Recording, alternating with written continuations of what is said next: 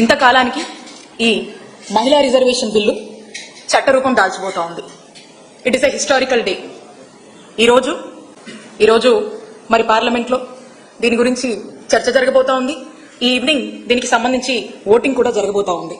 మరి దేశ జనాభాలో అన్నిటిలో సగం, దేశ జనాభాలో కూడా సగమైనటువంటి మరి మహిళలకు చట్టసభల్లో ప్రాతినిధ్యం కల్పిస్తూ వచ్చేటువంటి మరి ఈ అవకాశాన్ని, ఈ మహిళా బిల్లుకు పూర్తిగా కూడా మా వైఎస్ఆర్ కాంగ్రెస్ పార్టీ ఇప్పటికే సంపూర్ణ మద్దతు ప్రకటించడం జరిగింది.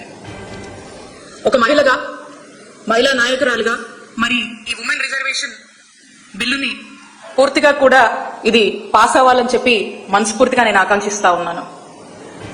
ఎన్నో సంవత్సరాలుగా, మరి ఎన్నో దశాబ్దాలుగా చట్టసభల్లో మరి ఈ 300 రిజర్వేషన్ కల్పించాలని జరుగుతున్నటువంటి, దశాబ్దాలుగా ఉన్నటువంటి, వింటున్నటువంటి, వస్తున్నటువంటి ఈ యొక్క కళ ఇంతకాలానికి నిజం కాబోతుందంటే నాకు చాలా సంతోషంగా ఉంది. ఈ బిల్లుకి సంబంధించి దేశవ్యాప్తంగా అన్ని పార్టీలకు అతీతంగా కూడా మరి ఈ బిల్లుకు మద్దతు ఇచ్చి అందరూ కూడా చట్టబద్ధత దీనికి కల్పిస్తారని నేను ఎదురు చూస్తున్నాను.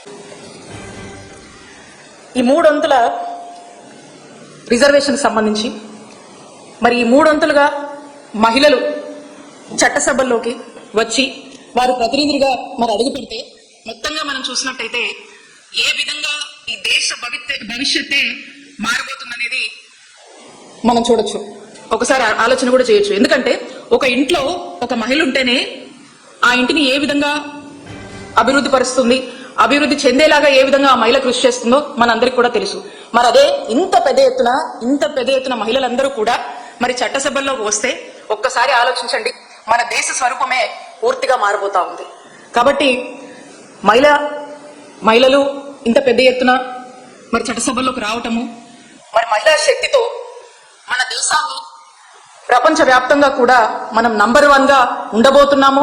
మనం నంబర్ 1 గా మరి ఈ దేశాన్ని ఇంకా అభివృద్ధి పదంలోకి ముందుకు తీసుకువెళ్ళగలుగుతామనేటువంటి నమ్మకం కలుగుతా ఉంది. ఎప్పుడైనా సరే ఉమెన్ ని ఓటు బ్యాంక్ లాగే చూశారు కానీ ఉమెన్ కి సంబంధించి వాస్తవంగా ఎవరు కూడా ఎలాంటి అడుగులు చేయలేదు. దేశంలో చాలా తక్కువ మంది మహిళల అభివృద్ధి గురించి, మహిళల ఎంపవర్మెంట్ గురించి ఆలోచించారు. మరి అంత తక్కువలో కూడా మహిళల అభ్యున్నత గురించి, మహిళల ఎంపవర్మెంట్ గురించి పూర్తి స్థాయిలో కూడా ఆలోచించి అడుగులు వేసినటువంటి ఒక గొప్ప నాయకుడు మా నాయకుడు జగన్మోహన్ రెడ్డి గారు. అలాంటి ఒక గొప్ప పార్టీ మా వైఎస్ఆర్ కాంగ్రెస్ పార్టీ. ఇక మిగతా అందరూ కూడా మాటలు కోటదారిలో చెప్తారు. మరి ఇప్పుడేమో రకరకాలుగా మాట్లాడుతూ ఉంటారు.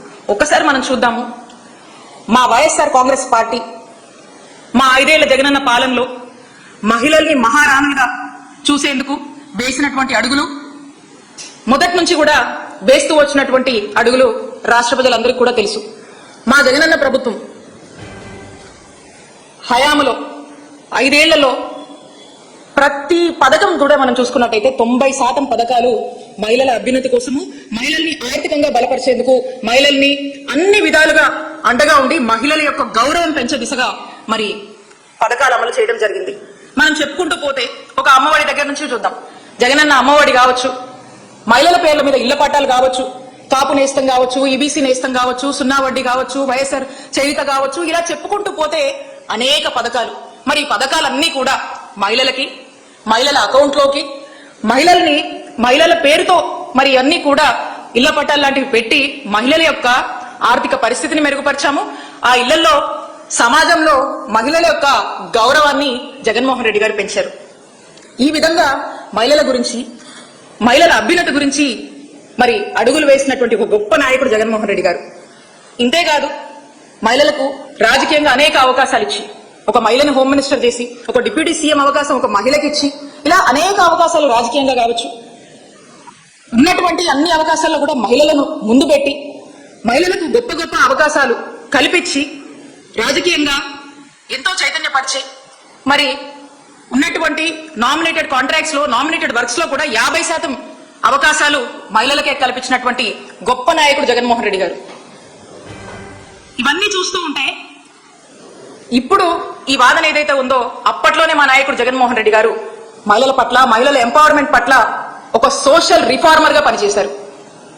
ఎప్పుడు ఆ దిశగానే ఆలోచించారు, ఆ దిశగానే అవకాశాలు ఇచ్చారు, ఆ దిశగానే మహిళల గౌరవం క్రమక్రమంగా పెంచుతూనే వచ్చారు. ఇప్పుడు మనం చూస్తా ఉన్నాం మన రాష్ట్రంలో 2 ఏళ్లైంది ఈ కూటమి ప్రభుత్వం అధికారంలోకి వచ్చి. 2 ఏళ్ల నుంచి ఏం చేస్తా ఉన్నారు? ఏం జరిగింది ఈ రాష్ట్రంలో? ఈ 2 ఏళ్ల నుంచి చూస్తుంటే చంద్రబాబు నాయుడు గారు వచ్చాక ఈ రాష్ట్రంలో సాధించినటువంటి ఘనత ఏంటో చెప్పనా? మహిళల మీద దాడులు, మహిళల మీద అఘాయిత్యాలు, మహిళల యొక్క హత్యలు, ఇవన్నీ తట్టుకోలేక ఆ మహిళలు చేసుకుంటున్నటువంటి ఆత్మహత్యలు